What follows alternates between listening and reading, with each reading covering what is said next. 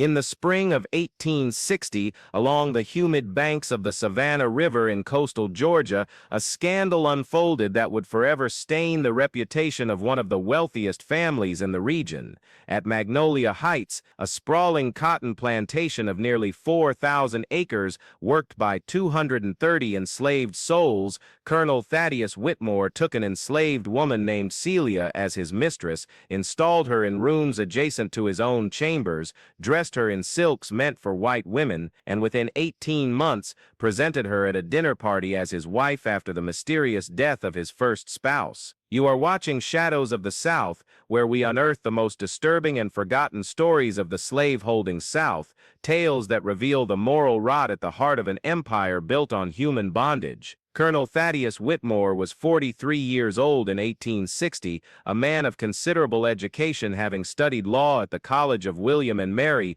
before inheriting his father's estate at 28. He was tall and severe in appearance, with dark hair graying at the temples, a carefully groomed beard, and eyes that servants described as cold as winter creek water. He had been married for 15 years to Margaret Whitmore, née Caldwell, daughter of a Charleston judge, a pale and nervous woman who had given him 3 children before succumbing to what the family physician called a wasting illness in the autumn of 1859. Margaret had been fragile in constitution, prone to headaches and fits of melancholy, spending much of her time in darkened rooms while her husband managed the brutal machinery of cotton production. The Whitmore plantation produced nearly 600 bales of cotton annually, and the colonel prided himself on running what he called a Christian household, holding Sunday prayers in the yard, and punishing what he deemed excessive cruelty among his overseers, though he never questioned the fundamental sin of treating human beings as property. Celia was 22 years old when she caught the colonel's eye in the summer of 1859. She had been born on the plantation,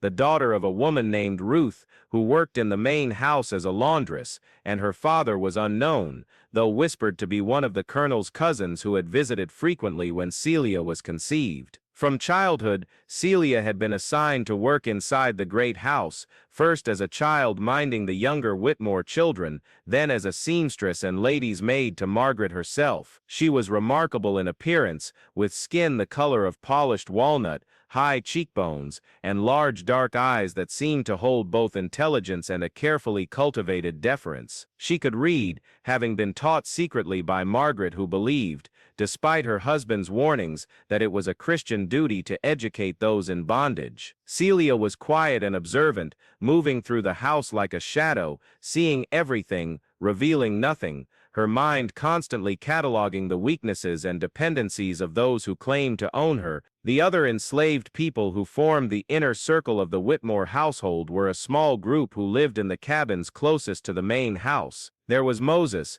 a man of 50 who served as the colonel's personal valet, his back scarred from whippings received on a previous plantation before the colonel purchased him, a man who had learned to become invisible and indispensable. There was Dinah, 45, the cook whose skillful hands produced the elaborate meals that maintained the Whitmore family's social standing, a woman who had lost 3 children to the slave market and whose eyes held a grief so deep it seemed bottomless. There was Samuel, 32, the head coachman, a muscular man with a proud bearing that no amount of degradation could completely extinguish, who drove the Whitmore carriage through Savannah with his jaw clenched and his dreams of freedom carefully hidden. There was Patience, 19, who worked alongside Celia in the house, a girl with trembling hands and a stutter that worsened whenever white people addressed her. There was Isaac, 16, who worked in the stables, a boy with quick intelligence and watchful eyes,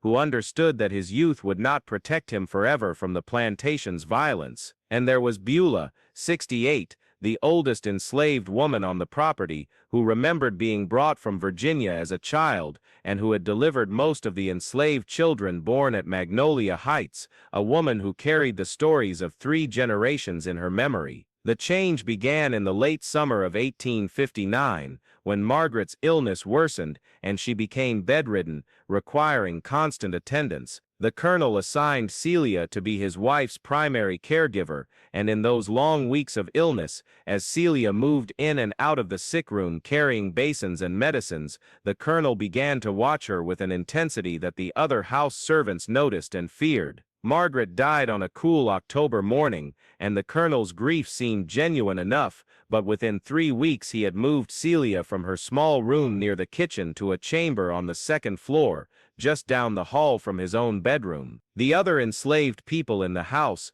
understood immediately what this meant, and they moved through their duties with even more careful silence, knowing that whatever was unfolding would bring suffering to someone, though they could not yet see how far the destruction would spread. By December of 1859, the colonel had ordered fine dresses to be made for Celia in rich fabrics and fashionable cuts that no enslaved woman had any right to wear. He had her eat meals with him in the dining room, though she was forbidden to speak unless he addressed her directly. He brought her books from his library and insisted she read to him in the evenings. To the white community of Savannah, the colonel maintained the fiction that Celia was simply a particularly favored house servant, but the truth was visible to anyone who cared to look. Moses, who laid out the colonel's clothes each morning and prepared his bath each evening, saw everything and said nothing, his face a mask of careful neutrality. Dinah, cooking elaborate meals that Celia now ate at the master's table,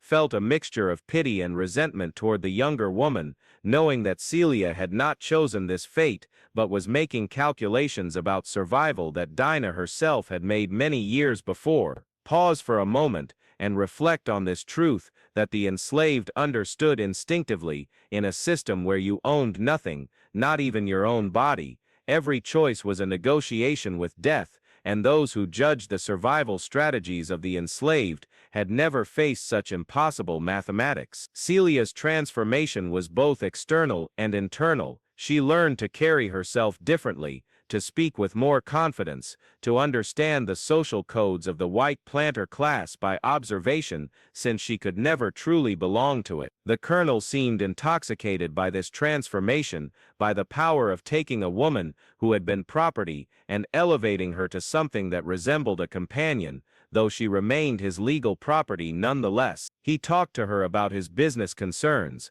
about politics, about his fears regarding the growing tensions between North and South. He sought her opinions, though he never treated them as equal to his own. Celia learned to read his moods, to anticipate his needs, to provide him with the illusion of partnership, while never forgetting the reality of her situation. The other enslaved people watched this elevation with complex emotions, some hoping it might bring benefits to all of them, others fearing the inevitable reckoning. The colonel's adult children from his marriage to Margaret, 2 sons and a daughter, lived in different parts of Georgia and South Carolina. They visited Magnolia Heights infrequently, and when they did, the colonel was careful to present Celia only as a house servant, never allowing them to suspect the true nature of their relationship.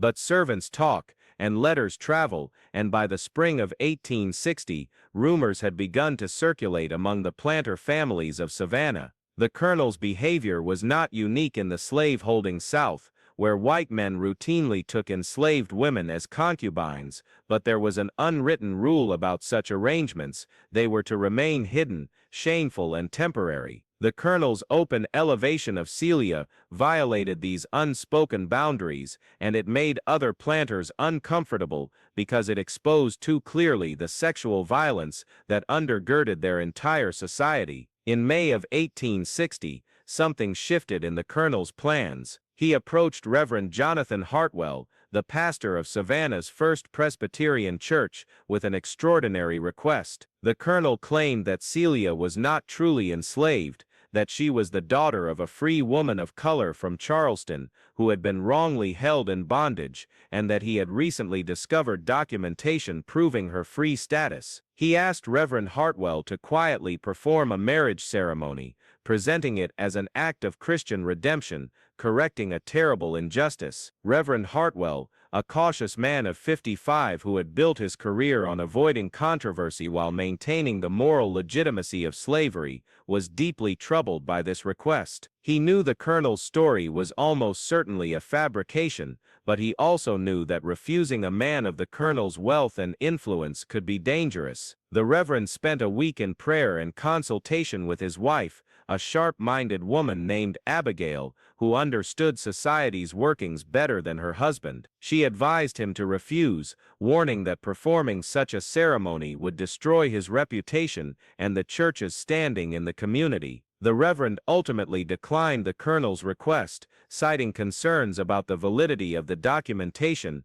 and the need for proper legal procedures. The colonel received this refusal with cold fury, and within days, he had withdrawn his considerable financial support from the church and begun spreading rumors about the Reverend's supposed religious doubts and lack of Christian charity. It was a demonstration of the colonel's power and his willingness to destroy anyone who stood in the way of his desires. Unable to secure a religious ceremony, the colonel instead staged an elaborate dinner party in June of 1860, inviting a carefully selected group of guests who were either too dependent on his goodwill to refuse or too curious about the rumored scandal to stay away. Among the guests were several other planters, a cotton factor from Savannah, a physician, and a lawyer.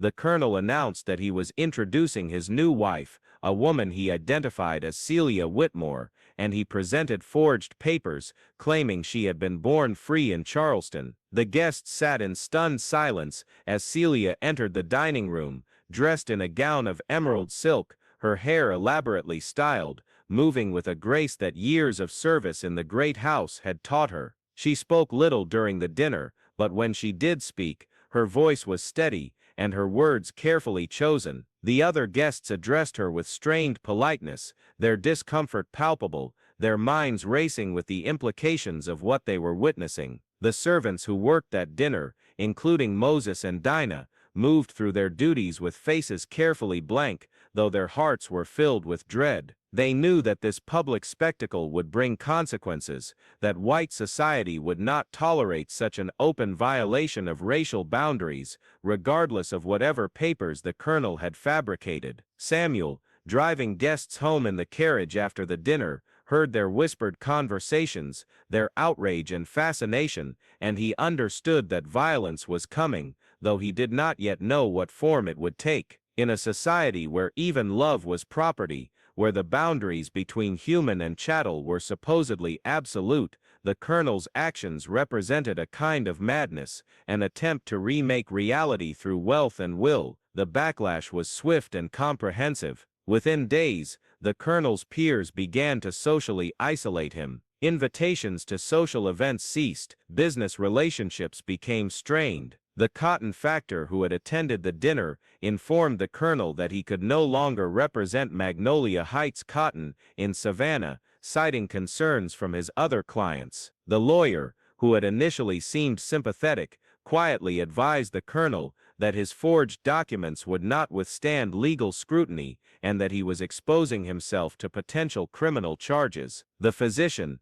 who had been the Whitmore family's doctor for 20 years, sent a letter terminating their professional relationship. Even the colonel's own relatives began to distance themselves, fearing contamination by association with his scandal. The colonel's response to this isolation was to retreat further into his delusion, surrounding himself and Celia with an increasingly impenetrable bubble of denial. He stopped traveling to Savannah, conducting all his business through intermediaries. He dismissed servants who he suspected of gossiping, though this only increased the flow of stories from Magnolia Heights into the surrounding community. He began construction on a new wing of the great house, rooms that would serve as private quarters for himself and Celia, spaces where they could maintain the fiction of respectable marriage away from disapproving eyes. The enslaved people at Magnolia Heights watched these developments with growing fear, knowing that the colonel's increasingly erratic behavior made everyone on the plantation vulnerable to unpredictable violence. Celia herself seemed to undergo a transformation during these months. Having crossed the boundary from enslaved woman to something resembling a planter's wife, she found herself in a liminal space, neither enslaved nor free, neither fully accepted, nor completely rejected. She began to assert authority over the other house servants, giving orders and expecting deference, though she never resorted to the physical violence that white mistresses often employed. Her relationship with the other enslaved people became complicated. Some, like Moses, continued to treat her with the same careful respect they had always shown, understanding that she remained a prisoner of the system, despite her elevated position. Others, like Patience, seemed to resent her elevation, seeing it as a betrayal or a reminder of their own continued degradation. Dinah watched Celia with sad,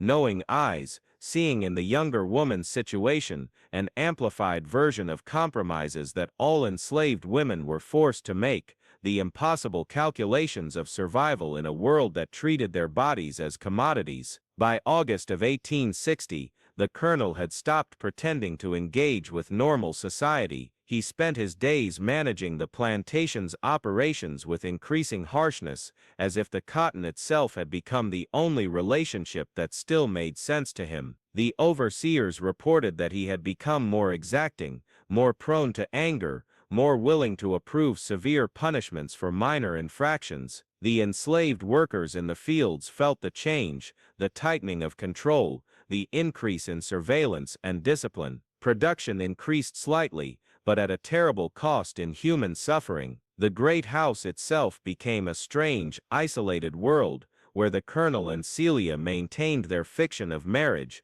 while the rest of the plantation held its breath, waiting for the structure to collapse. The colonel's eldest son, Nathaniel, a lawyer practicing in Charleston, finally visited Magnolia Heights in September of 1860. He had heard the rumors and dismissed them as exaggerations, but confronting the reality of his father's household left him shaken and furious. He found his father dining with an enslaved woman dressed as a lady, found his father's bedroom connected to hers, found the entire household organized around maintaining this obscene charade. Nathaniel confronted his father in the library, and their argument could be heard throughout the house. The son accused the father of madness, of destroying the family's reputation, of violating every principle of Southern society. The colonel responded with cold fury, claiming that he had the right to conduct his household as he saw fit, that his son's generation understood nothing of loneliness or love,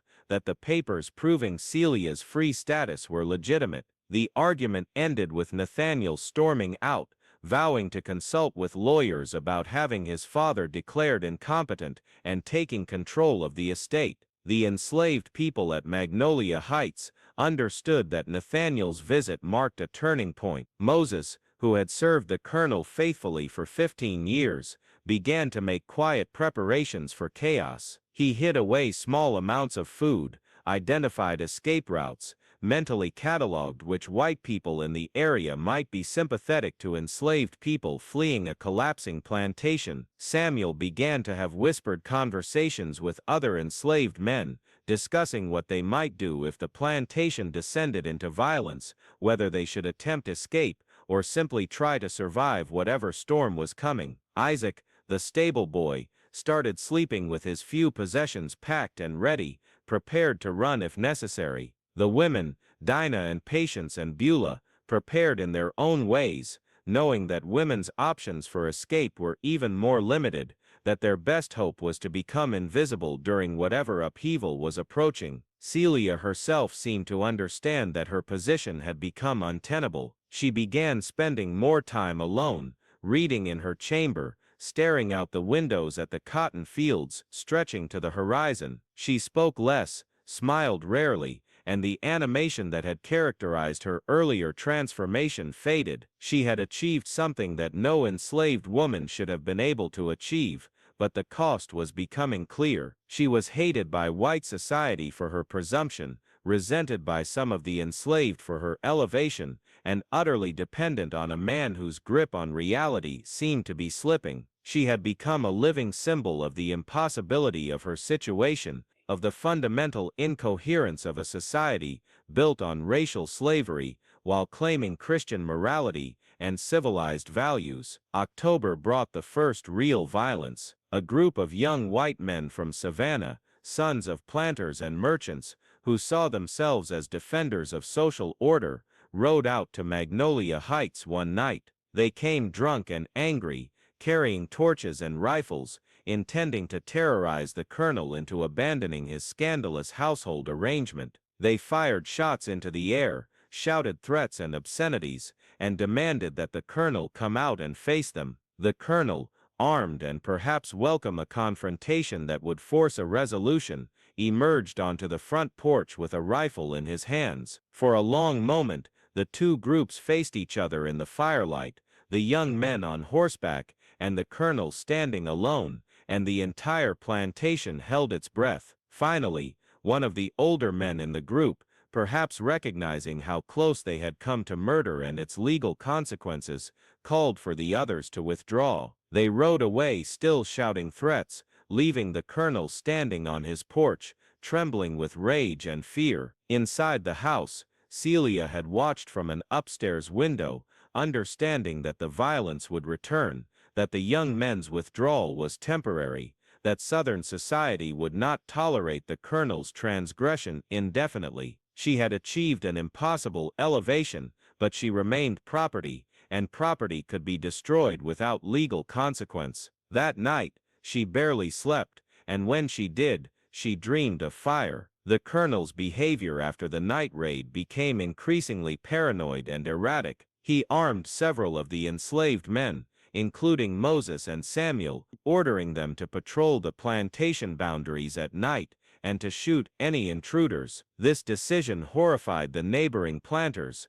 who saw it as a dangerous precedent that could lead to broader slave unrest. The fact that the colonel trusted enslaved men with firearms, even in defense of his property, suggested how far he had drifted from the normal operation of Southern society. Moses and Samuel accepted the weapons with carefully neutral faces, but privately they understood the implications, the possibilities that armed enslaved men might represent if circumstances changed. In November of 1860, Abraham Lincoln was elected president, though he would not take office until March of 1861. The political situation made everything more volatile, as talk of secession and war began to circulate throughout the South. The colonel, distracted by his domestic situation, paid little attention to these larger political developments, but the enslaved people at Magnolia Heights listened carefully to every scrap of information, understanding that war might bring opportunities for freedom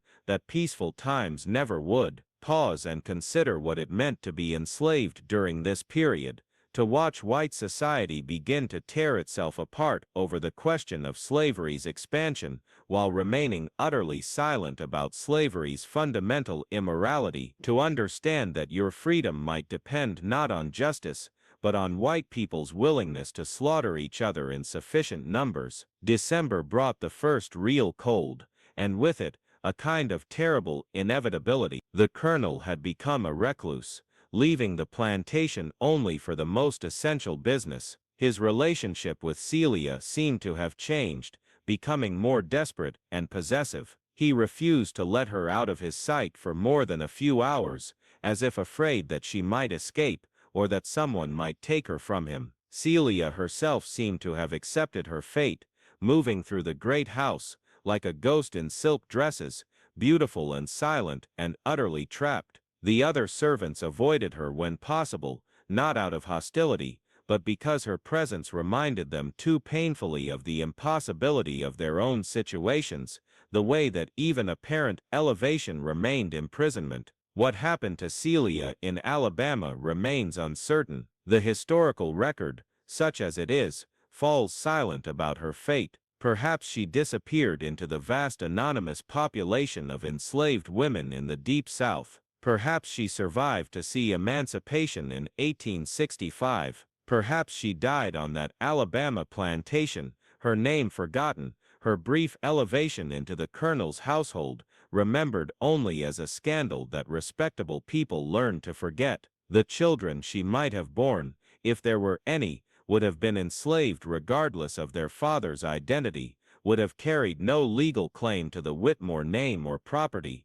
would have inherited nothing but the trauma of their mother's impossible situation. The Civil War came to Georgia as it came to the rest of the South, and Magnolia Heights suffered like all the great plantations. Nathaniel joined the Confederate Army and died at Gettysburg in 1863. The plantation was raided by Union forces in 1864, the great house partially burned, the cotton fields trampled and destroyed. When emancipation finally came in 1865, the formerly enslaved people of Magnolia Heights scattered, seeking family members who had been sold away, claiming their freedom in a world that remained deeply hostile to that freedom. Moses, Dinah, Samuel, and the others walked away from the plantation that had held them, carrying their memories and their scars, understanding that the war had ended slavery, but had not ended the fundamental racism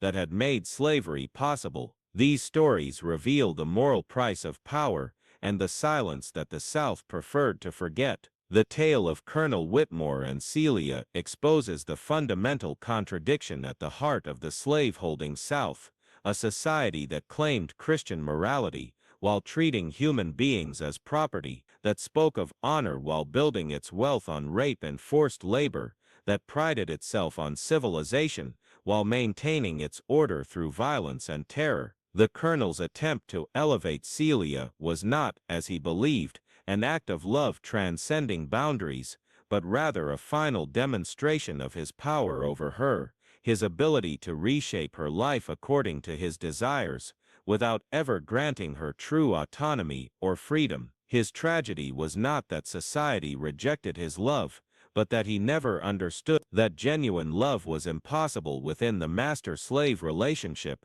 that the power he wielded over her made consent meaningless and partnership impossible. Celia's tragedy was that she lived in a world where even her apparent elevation remained imprisonment, where every choice was constrained by the violence of slavery, where survival required calculations that would break anyone's spirit. The enslaved people who witnessed this drama understood what the Colonel never could, that slavery corrupted everything it touched, that it destroyed not just bodies but souls, that it made mockery of every value the slaveholders claimed to cherish. As you reflect on this history, as you consider what these stories mean for understanding America's past and present, remember that the destruction caused by slavery extended across generations, that its legacy remains visible in the inequalities and racial tensions that persist today. If you want to continue exploring these forgotten and disturbing stories from the slaveholding South, stories that challenge comfortable narratives and force us to confront the full horror of America's original sin, subscribe to Shadows of the South and join us in this necessary work of historical reckoning.